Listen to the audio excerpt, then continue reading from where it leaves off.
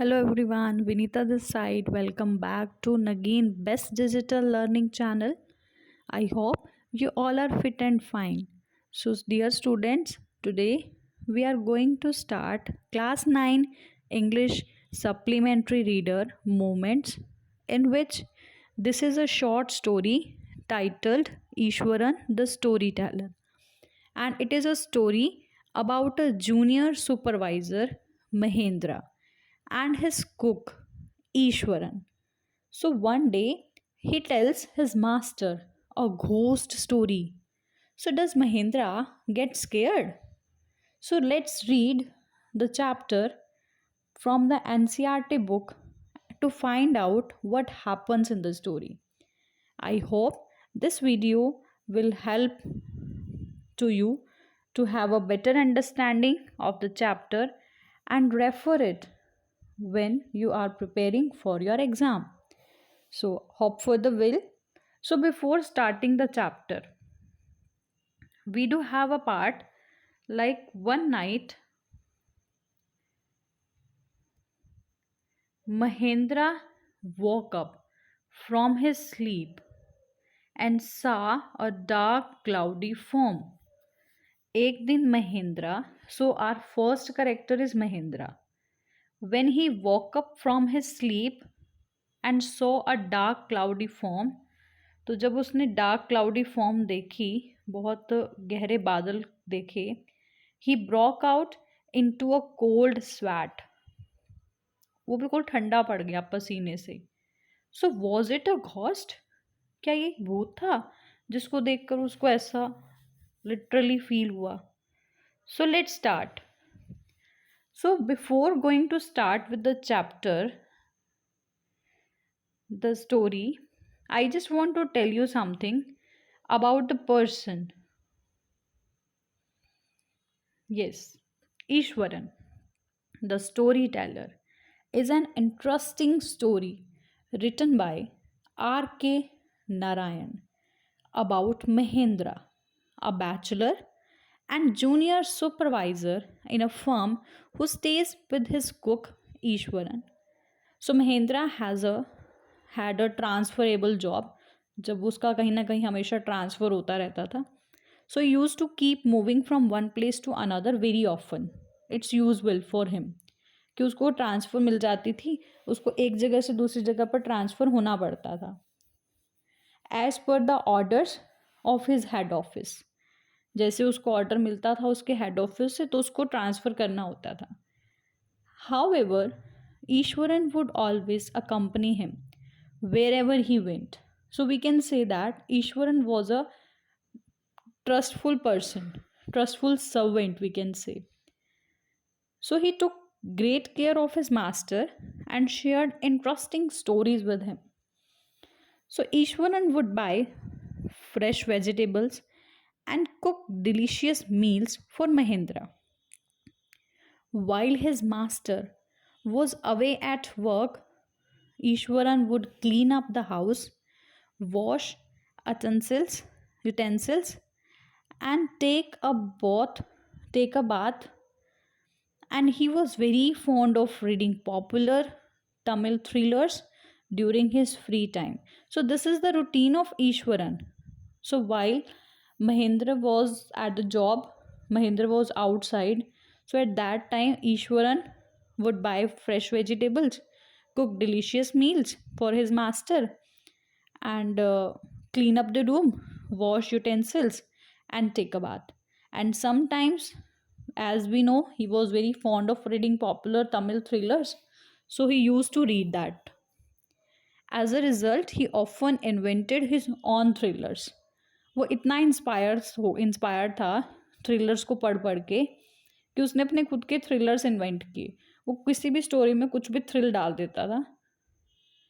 would tell those stories to Mahendra when he returned from work. तो उसके लिए ना महेंद्रा एक टीवी की तरह, महेंद्रा के लिए वो ईश्वर एक टीवी की तरह काम करता था. जो घर आता था उसको नई नई स्टोरी सुनाता था. Eswaran enjoyed listening to his cook story. वो भी बहुत इन्जॉय करता था. अब हुआ क्या? अब कहानी में ट्विस्ट तो आया ना. अब वो ट्विस्ट कहाँ से आया? सो लेट्स स्टार्ट. अब ट्विस्ट क्या है? Once, Ishwaran told him a story of a wild elephant. एक जंगली हाथी की कहानी सुना रहा है. And how he controlled the animal that had gone mad. और उस स्टोरी में वो ये बताता है कि कैसे वो उस पागल हाथी को, जो उस एलिफेंट को कैसे कंट्रोल करता है जो पागल हो चुका था. He told Mahendra that he was originally from a place that was famous for timber, जहाँ पर हाथी बहुत ज़्यादा होते. He had seen logs of woods carried by elephants. उसने खुद देखा हुआ है कि वो लॉग्स होते हैं ना, जो वुड के गट्ठर होते हैं लकड़ियों के, हाथी को उठाते हुए. These animals were fed a huge amount of food, but when they went wild, they could not be tamed even by most experienced महावत.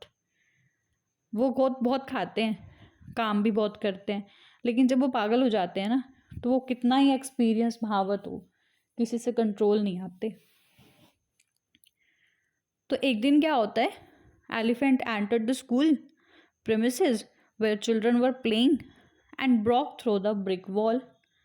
All the children and teachers were terrified of wild tusker. उस जंगली हाथी को देखकर सब डर जाते हैं. And rush to a safe place. But when the wild tusker saw Iswaran, he lifted its trunk and rushed towards him. अब जब वाइल्ड जो एलिफेंट है, जब उसने ईश्वरन को देखा तो वो अपनी सूंड उठाकर भागने लग जाता है. Mustering up all his force and courage, Eswaran quickly whacked its third toy nail. जैसे ही मौका मिलता है, पूरे जोश और साहस के साथ ईश्वरन उसकी थर्ड टो नेल पे वार कर देता है. तो उसकी वजह से वो बहुत शिवर, कांपने लग जाता है पैर से लेके सिर तक. एंड collapsed, गिर जाता है. और महेंद्र अपना आइडेंटिफाई करता है खुद को कि वो कितना करेजियस है. So like the story he usually did with his master. So one day he recited a story for ghost. So now I just want to tell कि क्या वो रियलिटी थी, क्या सच में महेंद्रा उसकी स्टोरी को सुनकर डर गया था. सो let's start, because this chapter illustrate a lesson that we should not get carried away by the stories shared by other people or assume them as reality. We should apply our own wit and intelligence before we see it with our own eyes. So don't be quick to believe what you hear, because lies or humors spread faster than the truth. So this is the conclusion. So now let's begin with the chapter. The story was narrated to Ganesh by a young man, Mahendra. ये story जो है वो narrated, सुनाई जा रही है गणेश को, एक young man Mahindra by name, जिसका नेम महेंद्रा है. ही was a junior supervisor in a firm. वो एक फर्म में, एक फैक्ट्री में जूनियर सुपरवाइजर है. Which offered on higher supervisors at various types of construction. Various types of construction site, जिसका काम होता है ऑफर्ड ऑन हायर सुपरवाइजर्स, अलग अलग तरह की कंस्ट्रक्शन साइट पे सुपरवाइजर्स को अपॉइंट करना और उस पर सुपरवाइजिंग का काम करना. फैक्ट्रीज हो, ब्रिजेस हो, डैम्स हो, या कोई भी कंस्ट्रक्शन साइट हो, वहाँ पर offered on higher supervisors, supervise करना होता है, काम कैसा चल रहा है. Okay, so he had to keep moving from one place to another. Means to say we can say कि उसकी हमेशा ना ट्रांसफ़र होती रहती है, एक प्लेस से दूसरे प्लेस पे उसको जाना पड़ता है. Then as ordered by his head office. अब जैसे जैसे उसको अपने हेड ऑफिस से इंस्ट्रक्शंस मिलते रहते हैं तो उसको एक प्लेस से दूसरे प्लेस पे जाना होता है। From a coal mining area to a railway bridge construction site. मतलब अब वो कंस्ट्रक्शन साइट कैसी भी हो सकती है, कोल माइनिंग की भी हो सकती है या फिर रेलवे ब्रिज कंस्ट्रक्शन भी हो सकती है। From there after a few months to a chemical plant. अब हो सकता है कुछ महीनों के बाद उसको किसी केमिकल प्लांट पे जाना पड़े या समवेयर एल्स, या कहीं और जाना पड़े। So he was a bachelor, वो बैचलर था। His needs were simple and he was able to adjust himself to all kind of odd conditions. वो किसी भी तरह की विपरीत परिस्थिति में खुद को एडजस्ट कर लेता था।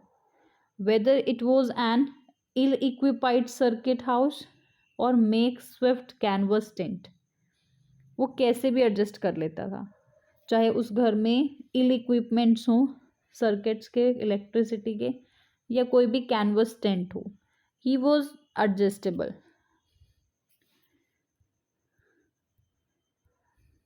But one asset we can underline it properly because this is a very important word in this chapter, asset.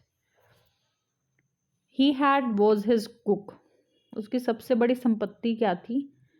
उसका कुक। और उस कुक का नाम क्या था? Iswaran. The cook was quite attached to Mahendra. वो जो ईश्वरन था ना, वो अपने मास्टर महेंद्रा से इतना ज़्यादा अटैच था and followed him uncomplainingly wherever he was posted.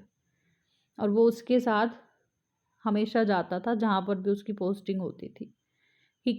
He cooked for Mahendra, wash his clothes, खाना बनाता था, कपड़े धोता था, चैटेड अवे, और रात को उससे बातें करता था।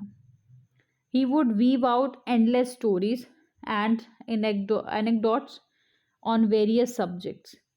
वो किसी भी बात पे कोई भी स्टोरी बना लेता था। मतलब वो स्टोरी बनाने में, कहानियाँ बनाने में बहुत निपुण था। एनेक्डोट्स, जोक सुनाता था किसी भी मुद्दे पे। Iswaran also had an amazing capacity. उसकी बहुत अमेजिंग सी क्षमता थी to produce vegetables and cooking ingredients seemingly out of nowhere. किसी भी चीज़ से जब कुछ नहीं भी रखा होता था ना, तो वो कुछ भी बना के, कुछ भी इंग्रेडिएंट्स यूज़ करके कुछ भी अच्छी सी वेजिटेबल बना देता था। In the middle of a dissolute landscape with no shops visible for mile around. आसपास कोई बहुत दूर तक कोई शॉप नहीं भी है तो भी वो कैसे ना कैसे उस चीज़ को अरेंज कर लेता था।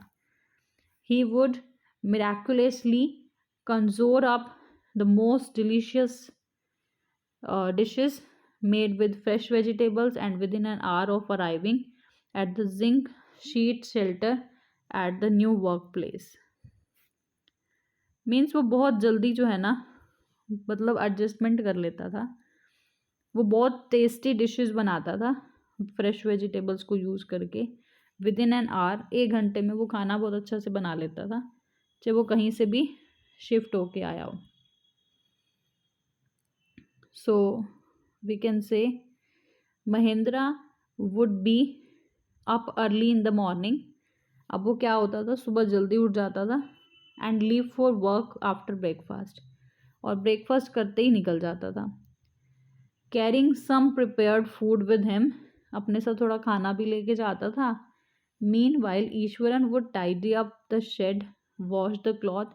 अब इस टाइम के बीच में जब उसका मास्टर घर नहीं था तो वो कंप्लीट घर समेटता था, कपड़े धो लेता था, नहा लेता था। Pouring several buckets of water over his head, बहुत तसल्ली से नहाता था, इत्मीनान से। बहुत सारी बकेट अपने ऊपर पानी की डालता था। Muttering a prayer all the while, और कुछ ना कुछ मतलब धुनी गुनगुनाता रहता था। He would be lunch time by then it would be. उसके बाद lunch time हो जाता था. So after eating, he would read for a while before dozing off. थोड़ा देर सोने से पहले, खाना खाने के बाद वो थोड़ा बहुत पढ़ता था. The book was usually some popular Tamil thriller. अब वो जो बुक थी ना, वो स्पेसिफिकली तमिल थ्रिलर्स की होती थी, 100 pages की.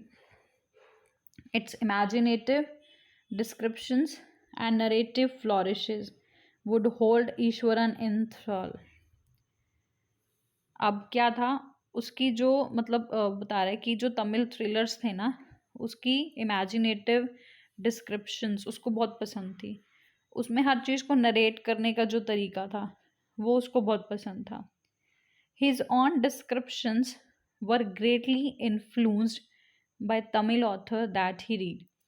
अब वो उन चीज़ों को पढ़ के ना इतना ज़्यादा इंस्पायर हो चुका था ना कि अब वो अपनी खुद के डिस्क्रिप्शंस खुद से किया करता था. जो भी वो पढ़ता था वो बहुत इन्फ्लुएंस था उनसे, और उसकी खुद के डिस्क्रिप्शन भी उससे बहुत प्रभावित थी.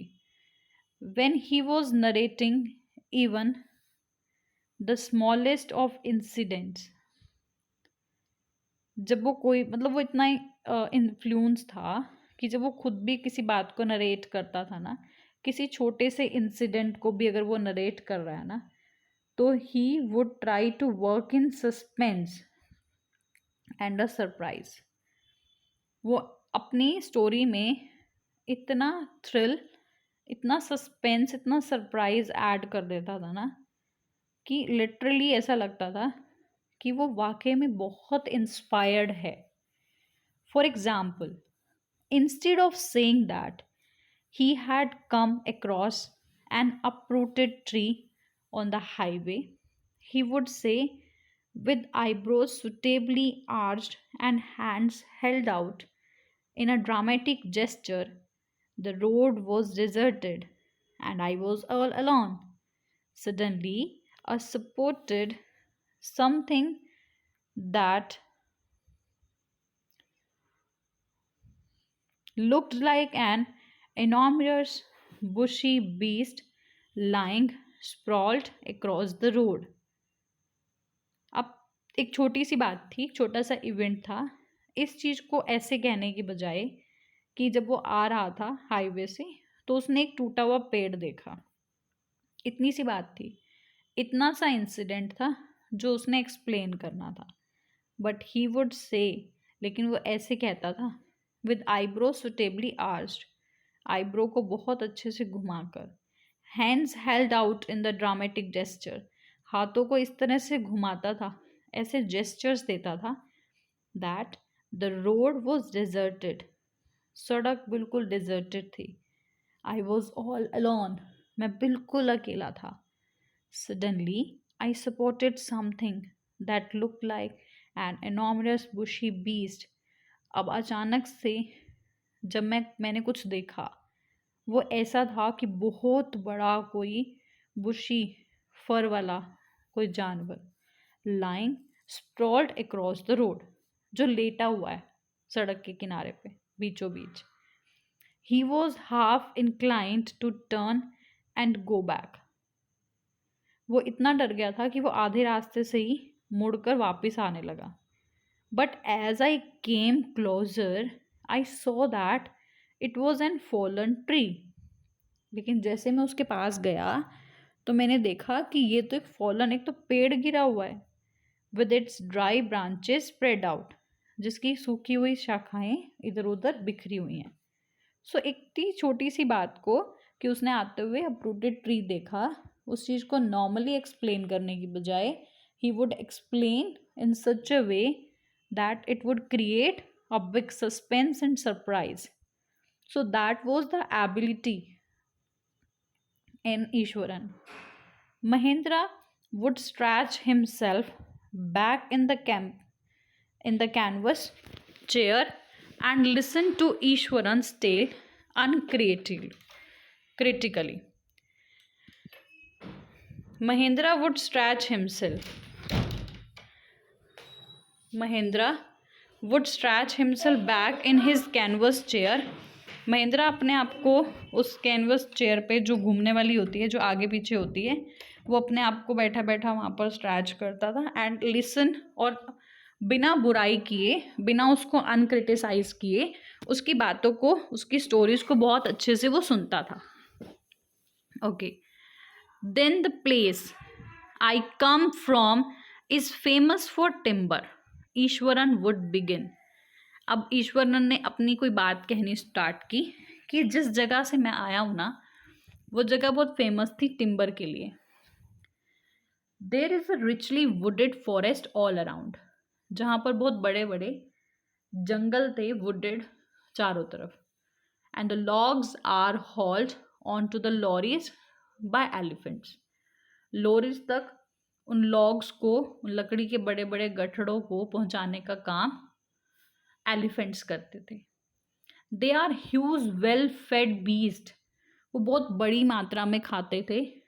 व्हेन दे टर्न वाइल्ड, लेकिन जब वो पागल हो जाते थे ना, even the most experienced mahout is not able to control them. तो कोई कितना भी बड़ा महावत हो, कितना भी एक्सपीरियंस्ड हो, उनको कंट्रोल नहीं कर पाता था। After this prologue Iswaran would launch into an elaborate anecdote involving an elephant. After this prologue, इस बात को बहुत लंबा करने के लिए Eswaran would launch on to, अब वो बीच बीच में कुछ हंसी मजाक करता रहा एलिफेंट से रिलेटेड, इस बात को इलेबरेट करने के लिए, जो उसकी आदत थी। So one day a tusker escaped from the timber yard and began to roam about. अब वो जो हाथी था, जंगली हाथी, वो उस जगह से निकलकर, उस प्रेमिसेस से निकलकर ऐसे ही घूम रहा था। स्टैम्पिंग ऑन बुशेस, स्टैम्प करते हुए मतलब झाड़ियों से। Tearing up wild creepers, creepers जो प्लांट्स होते हैं उनको तोड़ते हुए। And breaking branches at will, और जहाँ भी उसको लग रहा था, उसकी इच्छा थी, कहीं पे ब्रांचेस को तोड़ रहा है, कहीं पे क्रीपर्स को तोड़ रहा था। You know sir how an elephant behaves when it goes mad. आपको पता है कि जब कोई हाथी पागल हो जाता है तो वो कैसा बिहेव करता है। Eswaran would get so caught up in the excitement of his own story that he would get up from the floor and jump about. अब अपनी स्टोरी को बहुत एक्साइटमेंट से सुनाते हुए वो फ्लोर पर खड़ा हो जाता है, जंप करने लग जाता है, एंड स्टैम्पिंग हिज फीट, और वो बिल्कुल एक जंगली हाथी की तरह अपने आप को ऑब्जर्व करना स्टार्ट कर देता है और वैसे ही स्टैम्पिंग करना शुरू कर देता है। The elephant reach the outskirts of our town. Elephant अपने टाउन पे से थोड़ा सा बाहर निकल आता है। Breaking the fences down like matchsticks, और जो फेंसेस होती हैं ना, जो मतलब हम कह सकते हैं कि झाड़ियाँ आसपास की होती हैं, उनको बिल्कुल ऐसे तोड़ने लग जाता है जैसे माचिस की तीलियाँ होती हैं। ही वुड कंटिन्यू, और वो ऐसे करता रहता है। It came into the main road, अब वो ऐसे करते करते ना क्या होता है, मेन रोड पे आ जाता है। Okay, and smashed all the stalls, सभी स्टॉल्स जो लगे होते हैं रोड पे, like selling fruits, mud pots and जो भी क्लोथ्स की है जो स्टॉल्स लगे होते हैं उन सबको स्मैश कर देता है। People ran helter shelter in panic, अब लोग जो है ना वो इधर उधर पैनिक होकर भागने लग जाते हैं। The elephant now entered a school ground where children were playing. अब एलिफेंट एक ऐसे स्कूल में चला जाता है जहाँ बच्चे खेल रहे थे। Breaking through the brick wall, वहाँ की दीवार भी तोड़ देता है। All the boys ran into the classrooms and shut the doors tight. अब सभी बच्चे क्या करते हैं, क्लासरूम में भाग जाते हैं और डोर्स को टाइटली बंद कर लेते हैं। The beast granted and wondered about, अब वो जो जानवर था वो क्या कर रहा है, इधर उधर घूम रहा है और गुर्रा रहा है, जैसे वो साउंड निकालते हैं। Pulling out the football goal post, football के गोल पोस्ट को खींच देता है। Tearing down the volleyball net को फाड़ देता है, किक करता है, फ्लैटनिंग करता है ड्रम को, मतलब थोड़ा सा पैर टैप करने लग जाता है, कैप फॉर वाटर, पानी के लिए। एंड अपरूटिंग द श्रब्स, और सभी श्रब्स को अपरूट कर देता है, जड़ से उखाड़ देता है। Meanwhile all the teachers had climbed up to the terrace of the school building. इस बीच में जो टीचर्स होते हैं ना, वो सब स्कूल के बिल्डिंग के टेरेस पे पहुंच जाते हैं। From there they helplessly watched the depredations of the elephant. जहाँ पर वो क्या कर रहे हैं, उसकी एक्टिविटीज को देख रहे हैं, हेल्पलेसली हैं, हेल्प नहीं, कुछ भी नहीं समझ में आ रहा कि कैसे क्या होगा। There was not a soul below on the ground पे कोई एक सिंगल पर्सन भी नहीं था। The street were empty as if the inhabitants of the entire town had suddenly disappeared. सड़क बिल्कुल खाली हो गई, एज इफ, जैसे कि the inhabited of the entire town, कि वो वहाँ पर गांव शहर का कोई पर्सन नज़र नहीं आ रहा था। हैड सडनली डिसअपियर्ड, अचानक से सब गायब हो गए थे वहाँ पे। So I hope you will understand. In next video we will continue with the next part. Thank you. Have a nice day.